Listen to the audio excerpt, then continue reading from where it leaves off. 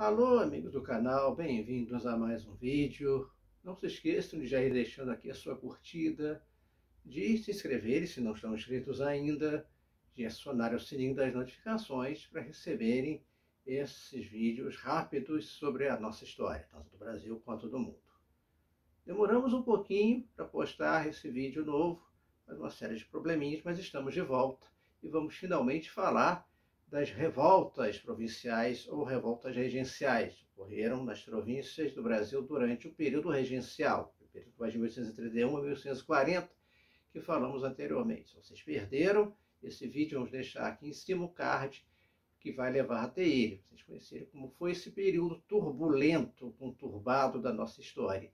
E nós vamos falar hoje exatamente sobre aquelas revoltas que tumultuaram ainda mais a vida dos regentes durante esse período, que antecedeu a ascensão de Dom Pedro II ao trono em 1840. Então, se você quer conhecer alguma coisa a respeito, siga e veja essa história.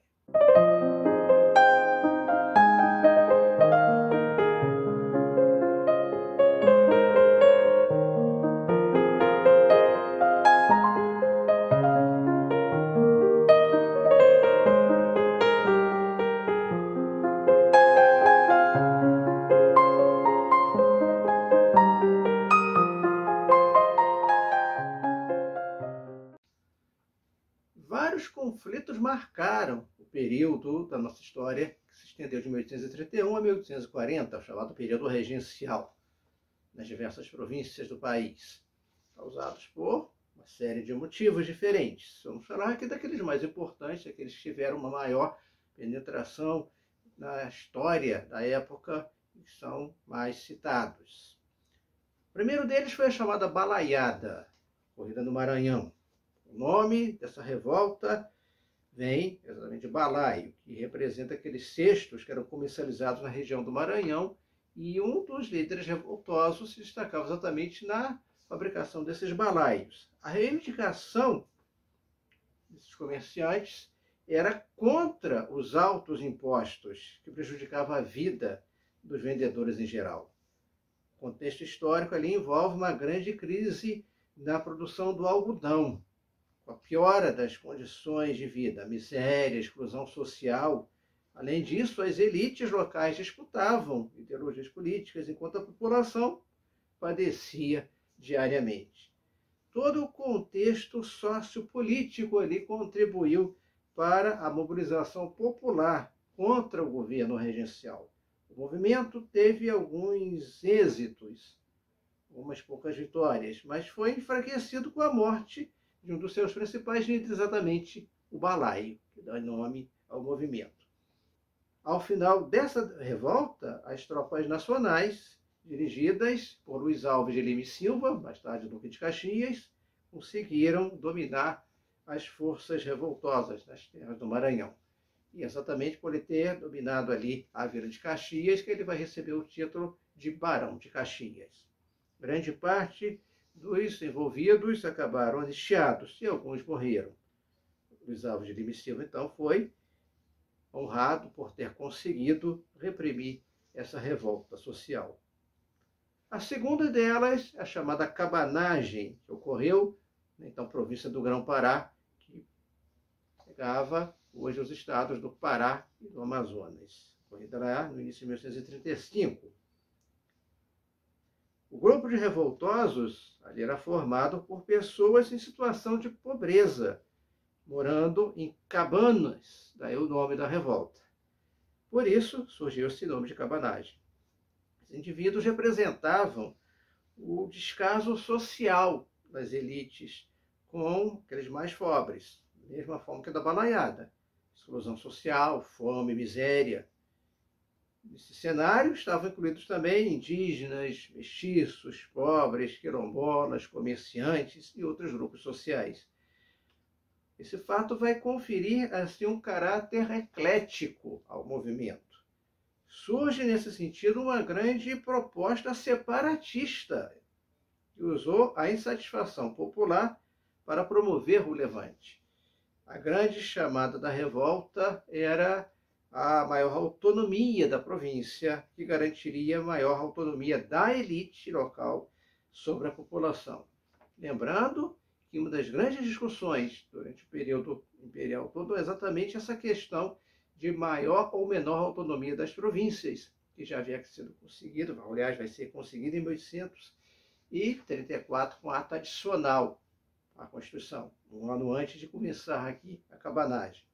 As manifestações nesse movimento foram marcadas por muita violência popular, incluindo assassinatos e cenas sanguinárias até.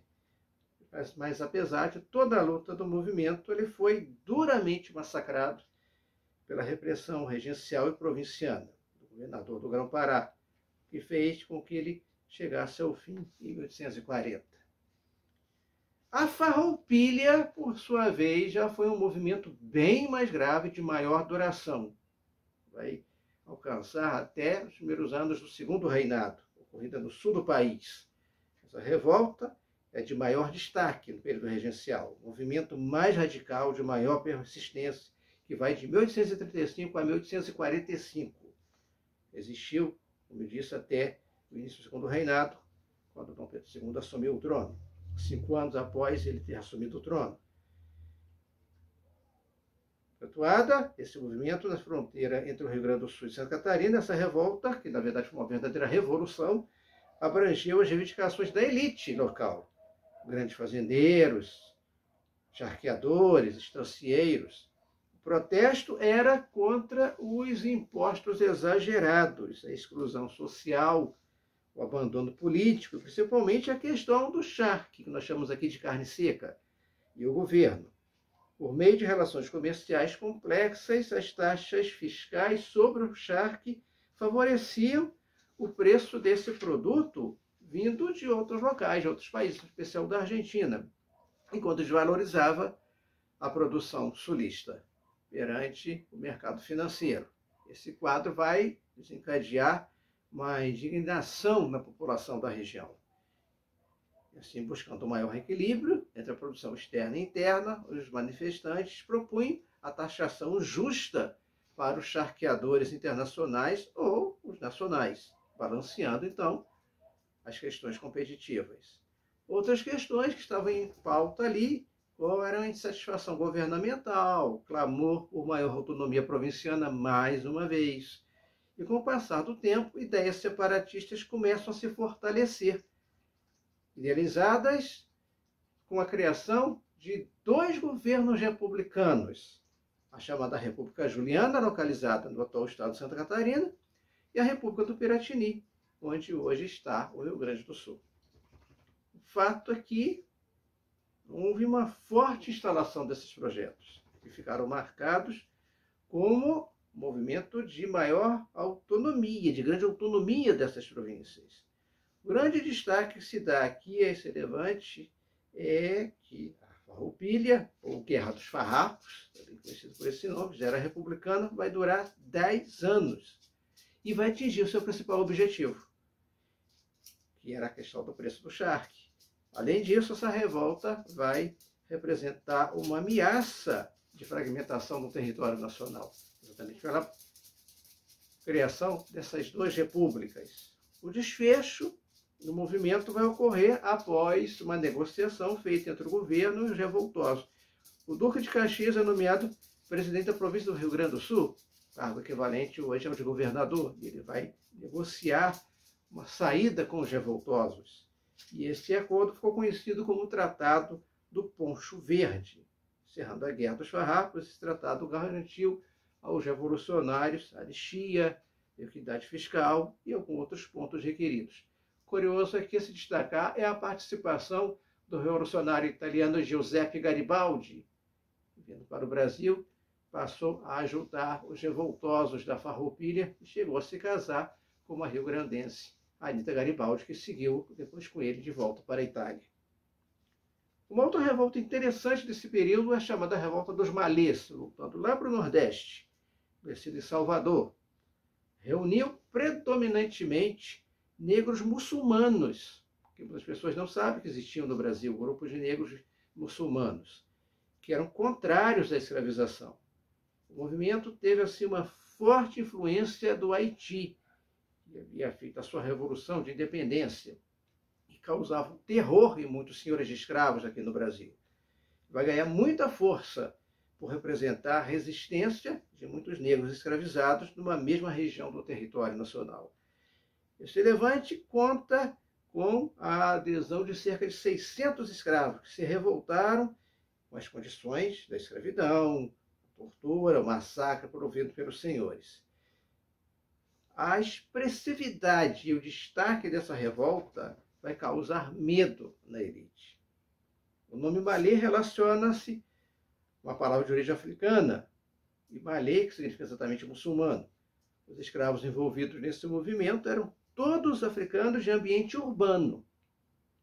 As culturas de maior destaque na revolta eram aquelas da etnia Yorubá e Nagô. O plano desenvolvido por eles não chegou a acontecer, pois acabaram sendo feitas denúncias que impediram chegar até o ponto final de ser levado adiante. Devido àquelas questões socioculturais da época, a repressão foi gigantesca, punindo castigos físicos, morais. Qualquer manifestação contrária à ordem escravista era punida e reprimida.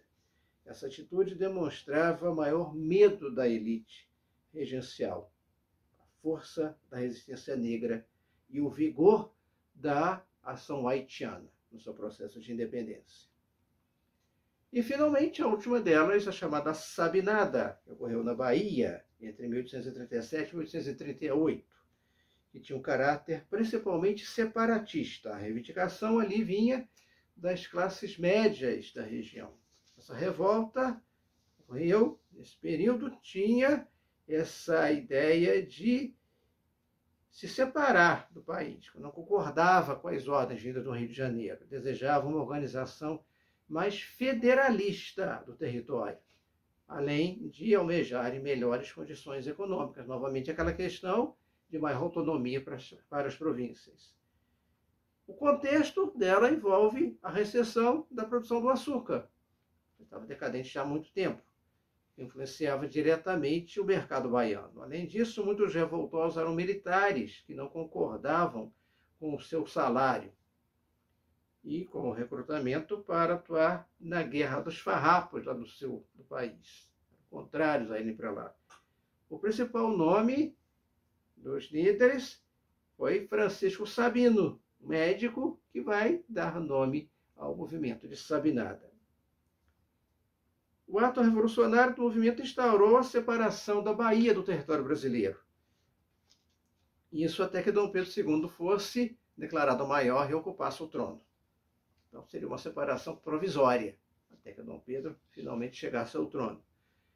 Mas a revolta termina com a repressão imposta pela Guarda Nacional, que havia sido criada lá pelo regente Feijó, quando foi ministro da Justiça da Regência Trina Permanente. E não teve grandes conquistas políticas ou econômicas. A Sabinada, inclusive, é considerada por alguns historiadores como um fracasso absoluto. E essas foram, resumidamente, as principais revoltas do período regencial. Algumas chegaram a ameaçar a própria integridade territorial brasileira, como o caso da Farroupilha, a principal. Teve líderes assim, famosos como Bento Gonçalves, Daguilherme Carnabarro e outros. E realmente sacudiu a estrutura do Império. Então, vocês gostaram do vídeo, gostaram de aprender alguma coisa, mínima que seja, sobre essas revoltas, coloque aqui nos comentários o que acharam a respeito. Vamos dar prosseguimento aos nossos vídeos, vamos falar depois sobre o Brasil no segundo reinado, a época áurea do café, mais adiante. E se vocês gostaram daquele vídeo anterior que nós fizemos também a respeito de questões de história, de Enem, do vestibular, coloque aqui, para que a gente possa dar prosseguimento a esse tipo de vídeo também, a fim de auxiliar aqueles que se preparam para enfrentar a maratona do Enem e dos vestibulares. Não se esqueçam de curtir o nosso canal, de se inscreverem, curtir, aliás, o vídeo, e se inscreverem no canal, e até o próximo.